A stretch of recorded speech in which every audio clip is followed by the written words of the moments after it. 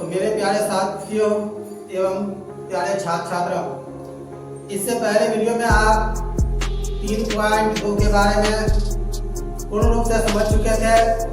आज मैं प्रश्नावली 3.3 पे आ चुका हूँ और 3.3 के प्रश्न जो है वो हमें प्रतिस्थापन विधि से हल करना है। तो प्रतिस्थापन विधि से हल करने के लिए हम लोग एक चरमान को दूसरे चरमान पद पर हम लोग क्या करते हैं, अध्यारोपित करते हैं, जिससे हम लोग प्रतिस्थापन विधि कहते हैं। तो आज के वीडियो में हम प्रतिस्थापन विधि से कुछ प्रश्न को हल करेंगे, जिसमें पहला क्वेश्चन है x + y = 14, x - y = 4। तो सबसे पहले हम क्या करेंगे, समीकरण 1 से, इसमें दो समीकरण दिया हुआ है। पहला है x + y = 14 और दूसरा है x - y = 4। तो समीकरण 1 से हम x का मान निकालेंगे। तो x + y = 14, तो x = 14 - y, समीकरण नंबर 3। अब इससे हमारा समीकरण नंबर 3 आ गया। अब समीकरण 3 में हम 3 का मान को समीकरण 2 में हम इनपुट करेंगे। तो लिखेंगे x का मान समीकरण 2 में रखने पर, अब x का मान मिलाया है 14 - y, तो x का मान समीकरण 2 में रखेंगे। समीकरण 2 है x - y = 4, तो x का मान है 14 - y। अब यहाँ पे -y है, बराबर हो गया 4। तो 14 - 2y = 4, 2y = 4 - 14, 2y बराबर माइनस का 10, माइनस माइनस कैंसिल, y बराबर 10/2, 2 से घटाएंगे तो 5 से कटेगा, तो y का मान हमको आ गया 5। अब इस y के मान को हम क्या करेंगे, समीकरण नंबर 3 में रखेंगे। तो लिखेंगे y का मान समीकरण 3 में रखने पर, तो समीकरण 3 है x = 14 - y, इसको लिख लेंगे 14 - y।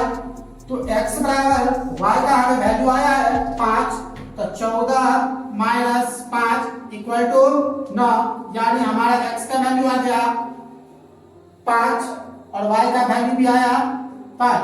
इस प्रकार पहला क्वेश्चन को हम प्रतिस्थापन विधि से हल कर चुके हैं। इसका अगला क्वेश्चन है x - s - t = 3 और s/t + t/2 = 6। इसमें भी समीकरण 1 देंगे, समीकरण 2। अब समीकरण 2 देख रहे हैं कि भिन्न के रूप में है, इसे हम चेंज कर लेंगे। तो इसका एलसीएम आएगा 6, तो 6 एलसीएम आया तो 2s + 3t = 6। अब 2s + 3t, अब इस 6 और 6 को गुणा करेंगे तो 36 = समीकरण नंबर 2। तो इसका समीकरण 2 आया 2s - 3t = 36। अब फिर लिखेंगे समीकरण 1 से, समीकरण 1 है s - t = 3, तो s बराबर 3, ये t दूसरे तरफ जाएगा तो प्लस में, अब ये होता है समीकरण नंबर 3। अब इसमें लिखेंगे जब हमें समीकरण 3 प्राप्त हो जाए तो हम s का मान समीकरण नंबर 2 में रखने पर, समीकरण 2 में रखेंगे तो समीकरण 2 है मेरा 2s, तो 2s का मान हो गया 3 + t * 3t = 36। अब इस 2 से हम गुणा करेंगे तो 2 दिया 6 + 2t + 3t = 36, तो 6 + 5t = 36, 5t = 36 - 6, 5t = 30, तो t = 30/5, यानी कटाने के बाद हमको आएगा 6, तो t का मान आ गया हमें 6। जब हमें टी का मान पता रहे तो हम इस टी के मान को क्या करेंगे, पुनः समीकरण नंबर 3 में रखेंगे। समीकरण 3 है मेरा s equal to 3 plus t, तो s बराबर हो जाएगा 3 प्लस मेरा टी का मान कितना है 6 आया है, तो 6 तो s बराबर 6 और 3 9। इस प्रकार s का मान हमें 9 आया और t का मान 6 आया। तो हम आशा करते हैं कि जब ये जो दो क्वेश्चन बताया है वो पूर्ण रूप से आपको समझ में आया होगा। इसका अगला क्वेश्चन पुनः मैं बताऊंगा। तो अगला क्वेश्चन है 3.3 का 3x बट्टा 2 माइनस 5y बट्टा 3 बराबर माइनस का 2 x बट्टा 3 प्लस y बट्टा 2 बराबर 13 बट्टा 6। अब सबसे पहले इस समीकरण को हम सोल्व कर लेंगे। 3x बट्टा 2 माइनस 5y बट्टा 3 बराबर माइनस 2। जब इसका एलसीएम करेंगे तो 6 एलसीएम होगा, तो 9x माइनस 10y बराबर माइनस का 2, 9x माइनस 10y बराबर माइनस का 12। इस प्रकार से समीकरण 1 निकला। पुनः समीकरण 2 को सोल्व करेंगे तो x बट्टा 3 प्लस y बट्टा 2 बराबर 13 बट्टा 6। तो x इसका लघुत्तम होगा 6, 2x प्लस 3y बराबर 13 बट्टा 6, 2x प्लस 3y बराबर 13 बट्टा 6 गुणे 6 बट्टा 1, 6 6 कट गया। इस प्रकार 2x प्लस 3y बराबर 13 समीकरण नंबर 2। हमें दो समीकरण पता चल गया। अब आप समीकरण 1 2 से हम x का वैल्यू निकालेंगे। तो समीकरण 2 से हम लेते हैं, तो समीकरण 2 है 2x प्लस 3y बराबर 13। ऊपर लिख देंगे समीकरण 2 से, तो 2x बराबर 13 माइनस 3y, x बराबर 13 माइनस 3y बट्टा 2 समीकरण नंबर 3। अब समीकरण नंबर 3 को हम समीकरण 1 को इनपुट करेंगे, लिखेंगे x का मान समीकरण 1 में रखने पर, तो समीकरण 1 है मेरा 9x माइनस 10y बराबर माइनस का 12, तो 9 इंटू 13 माइनस 3y बट्टा 2 माइनस 10y बराबर माइनस का 12।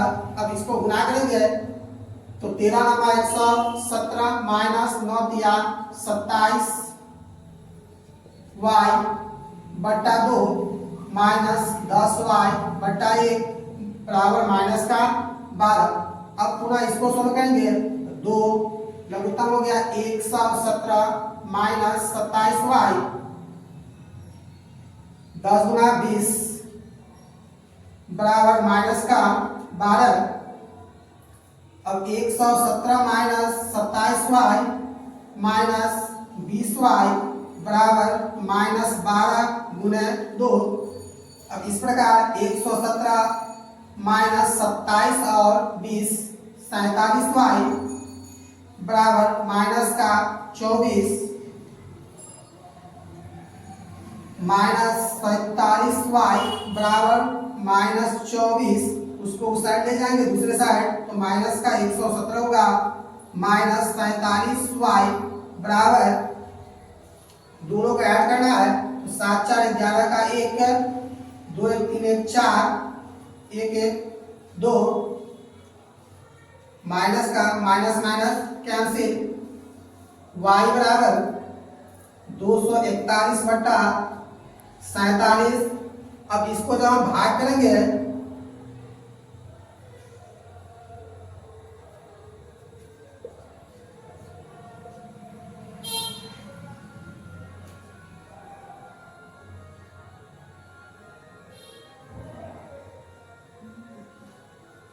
सात 4 11 का 1, 2 1 3 1 4 और 1 का 1 141।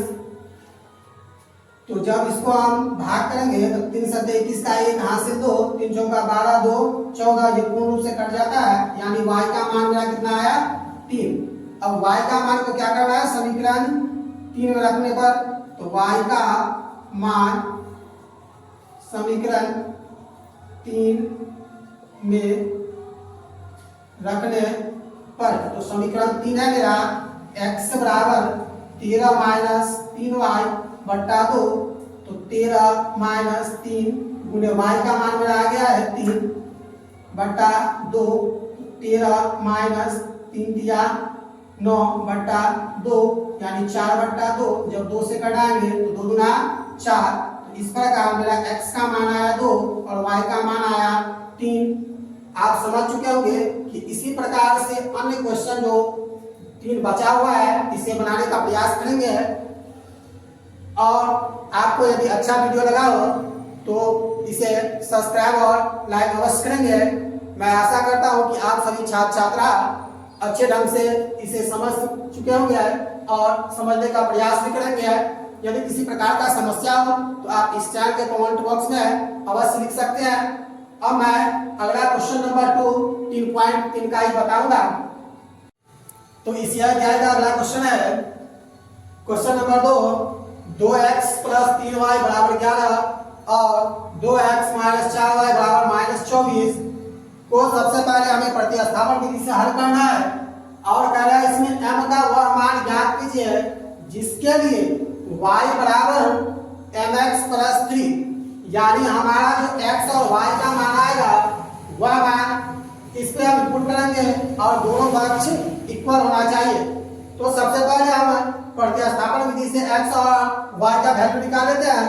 तो समीकरण 1 है 2x प्लस 3y बराबर 11 और समीकरण 2 है 2x माइनस 4y बराबर -24। समीकरण नंबर 1, समीकरण नंबर 2।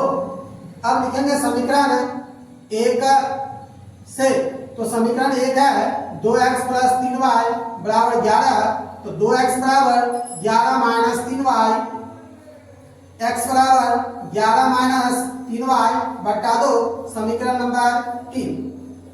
तो समीकरण 1 से हमने समीकरण 3 निकाल लिया। अब x का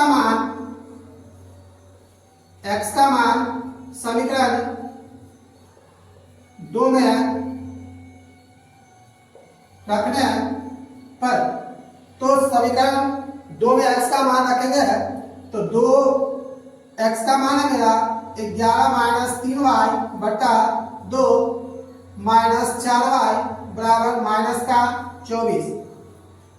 तो इसको सोल्व करेंगे तो 11 गुना 22 माइनस 3 गुना 6y बट्टा 2 माइनस 4y बट्टा 1 बराबर -24। अब इन दोनों को हम सोल्व करेंगे तो इसका आएगा 2 लघुत्तम 22 माइनस 6y माइनस 8y बराबर -24। 22 माइनस 6 8 और 14y बराबर 14 गुना 24 गुना 48, तो -14y बराबर -48 माइनस 22 उसका जाएगा तो -14y बराबर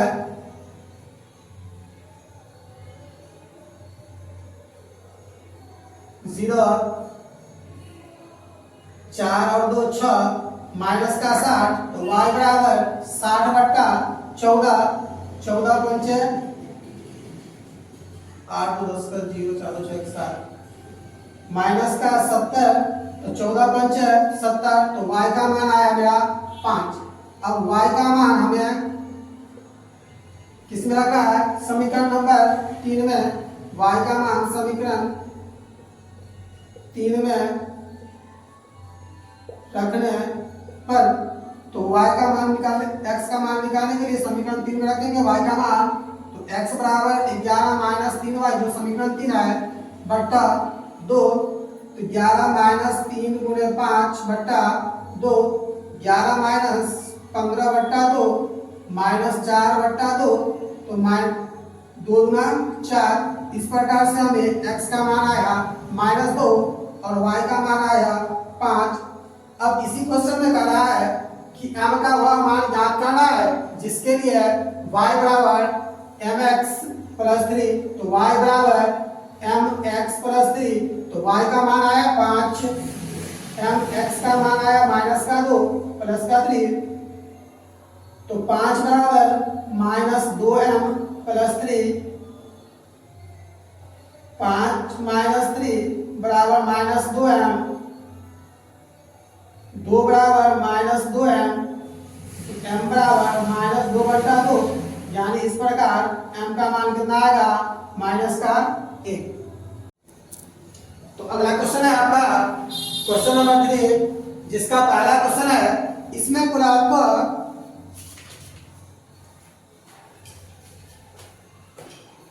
6 प्रश्न दिया हुआ है, जिसका पहला क्वेश्चन है, दो संख्याओं का अंतर 26 है और एक संख्या दूसरी संख्या के 3 गुनी है, उन्हें क्या करना है, हमें ज्ञात करना है।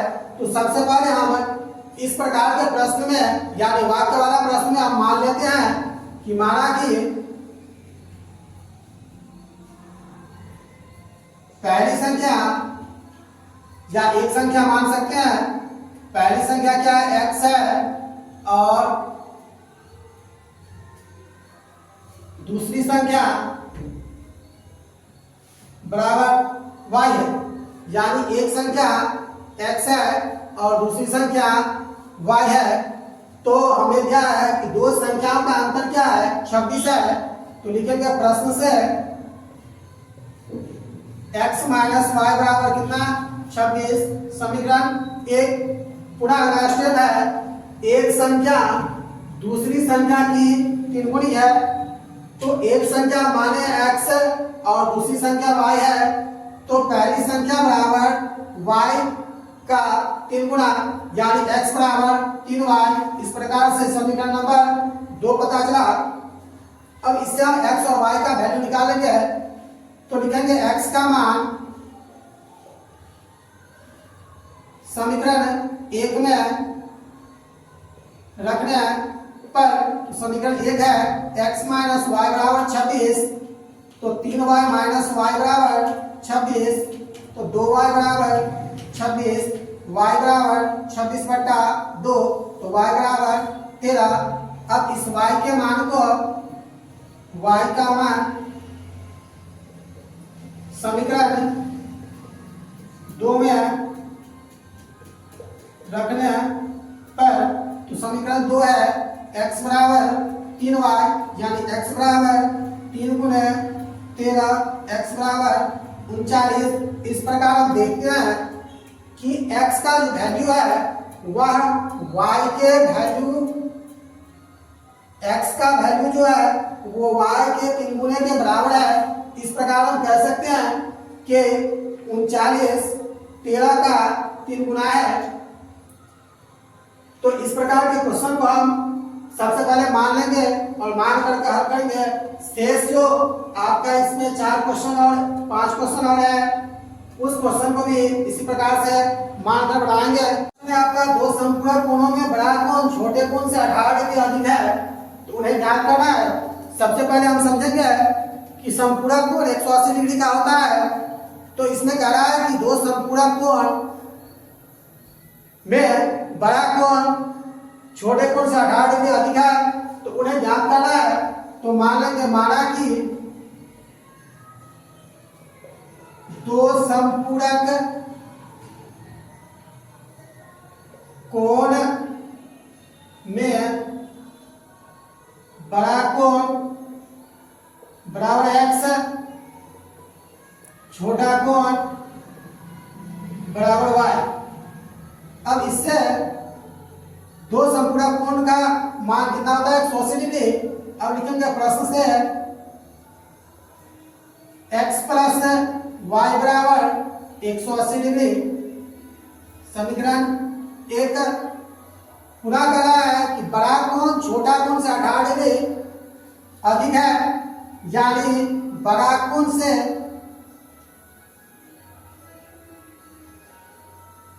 x है और छोटा कोण y है x माइनस वाई बराबर 18 डिग्री, समीकरण नंबर 2। अब इस क्वेश्चन को भी प्रतिस्थापन विधि से हम लोग हल कर सकते हैं।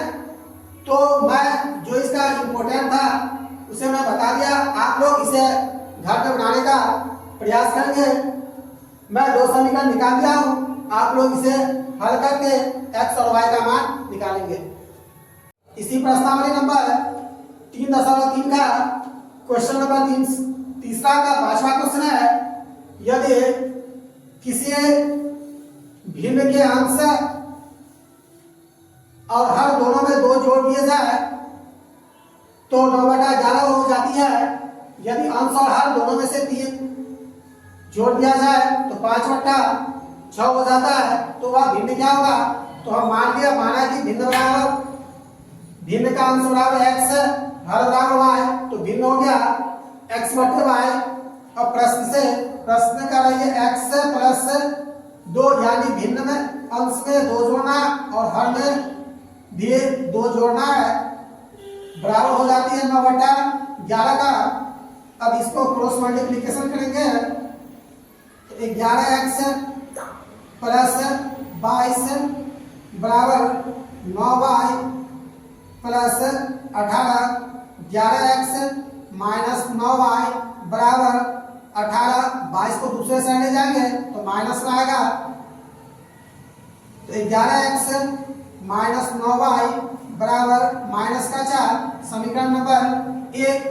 पुनः कहता है अंश और हर दोनों में 3 जोड़ दिए जाए तो 5/6 हो जाती है। तो x + 3 बट्टा y + 3 बराबर 5/6, तो 6x + 36 का 18 बराबर 5y + 5 दिया 15, 6x माइनस 5y बराबर 15 माइनस 18, 6x माइनस 5y बराबर माइनस का 3, समीकरण नंबर 2। जैसे पिछले क्वेश्चन में आप हल किए थे उसी प्रकार से इस क्वेश्चन को भी प्रतिस्थापन विधि से हल करेंगे और इसमें x और y का मान निकालेंगे। x और y का मान निकालने के बाद लिखेंगे भिन्न बराबर, x का जो मान रहेगा उसको ऊपर लिखेंगे और y का जो मान आएगा उसे नीचे लिखेंगे। तो मेरा भिन्न वही आएगा, तो x और y का मान बटे में देकर लिखेंगे। तो प्यारे छात्र छात्राओं, अभी हमने प्रश्नावली 3.3 के सभी क्वेश्चन का जो महत्वपूर्ण क्वेश्चन था उसे हल किया और शेष क्वेश्चन जो मैं छोड़ा हूँ उसके कुछ पैटर्न बता दिया हूँ। उसी पैटर्न के आधार पर आप इस प्रश्नों को हल करेंगे और आशा करता हूँ कि आपको यह वीडियो अच्छी लगती होगी। यदि अच्छी लगती होगी तो आप इसे सब्सक्राइब करना, बेल आइकन दबाना और लाइक करना न भूलेंगे। और यदि आप सबसे पहले चाहते हैं कि ब्रिलियंट कोचिंग सेंटर हरसिमर के द्वारा हमें वीडियो प्राप्त हो तो उसके लिए आप पहली बार आए हैं तो चैनल को सब्सक्राइब अवश्य करेंगे और संपूर्ण वीडियो को पूर्ण रूप से देखेंगे ताकि उससे आप कुछ अर्जित कर सकेंगे। और खास बात यह है कि आप लोगों के पास केवल और केवल 120 दिन समय बचा है, यानी 4 महीना समय बचा है। इसी 4 महीना के अंदर आपको संपूर्ण मैथ का ज्ञान अर्जित करना है। तो हमारा यह चैनल एक एक प्रश्न करके जो महत्वपूर्ण प्रश्न है उस प्रश्न को हल करके आपके बीच दे रहा है। आप इसे अवश्य देखें और इससे ज्ञान अर्जित करें और अपने अच्छा नंबर लाने का मैं आपसे आशा करता हूँ। धन्यवाद।